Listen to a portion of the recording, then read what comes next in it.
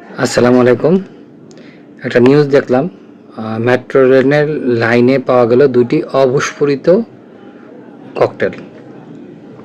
আমরা যারা মেট্রো রেলে চলাফেরা করি, আমরা খুব ভালো করেই জানি যে মেট্রো রেলের লাইনে সাধারণ কোনো মানুষের পক্ষে যাওয়া সম্ভব না।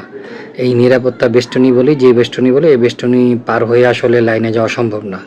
তো বলা হচ্ছে যে নির্মাণ শ্রমিক ওখানে বা রুটিন কাজ করার সময় যে তারা এটা পাওয়া গেছে, যদি ঘটনা হয় তাহলে হয় যারা এটা পেয়েছে তারা জানে যে ককটেলটা কিভাবে ওখানে গিয়েছে, অথবা যদি অন্য কেউ বাইরের থেকে গিয়ে যদি এই ককটেলটা ওখানে রাখে, সেটা কিভাবে গেল, সিসিটিভি ক্যামেরা এবং অন্যান্য নিরাপত্তা বেষ্টনী পার হয়ে সেটা এখানে যাওয়া কি আসলেই সম্ভব?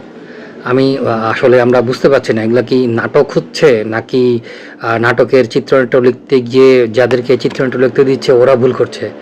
তবে একটা জিনিস খুব সত্য, মেট্রো রেলের মতো একটা নিরাপদ জায়গায় যখন 2টি ককটেল পাওয়া যায়, যদি এই জিনিসটা সত্য হয় তাহলে বুঝেন, ইদানিং আপনারা সবাই শোনেন যে জামাত বাংলাদেশের রাষ্ট্রীয় ক্ষমতায় গেলে তারা সুন্দর একটা দেশ দিবে, নিরাপত্তা থাকবে, সব কিছু থাকবে, আয় উন্নতি বাড়বে, সব কিছু হবে এবং বাংলাদেশের আইনশৃঙ্খলা বাহিনীর আইনশৃঙ্খলা রক্ষায় তারা সর্বোচ্চ রকম চেষ্টা করবে এবং বাংলাদেশের আইনশৃঙ্খলা কখনোই ভঙ্গ হওয়ার কোনো সুযোগ নেই।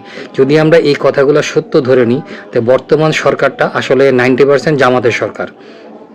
আর জামাতের সরকারে আমাদের বর্তমানে দেখতে পাচ্ছি আমরা ট্রেনে পেট্রোল বোমা হামলা হচ্ছে, বাসে আগুন হচ্ছে, আর সবচেয়ে বড় কথা, সবচেয়ে নিরাপদ জায়গা মেট্রো রেলের লাইনে আমরা বোমা পাচ্ছি।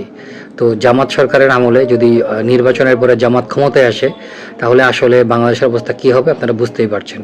তো ইউনূস সরকারের বিরুদ্ধে আমার মনে হয় আন্দোলনের নামে এক দফা দাবি করে ইউনূসকে পতন ঘটানো এবং ইউনূস যাতে পালাতে না পারে, তাকে বাংলাদেশের গ্রেপ্তার করে তাকে তার সর্বোচ্চ শাস্তি বাংলাদেশের আইনের মাধ্যমে দেওয়াটা জরুরি বলে আমি মনে করি। বাংলাদেশ নিয়ে যে ধরনের খেলা ইউনূস এবং অন্যান্যরা খেলছে, এটা আসলে কোনোভাবে মেনে নেওয়া যায় না। ধন্যবাদ।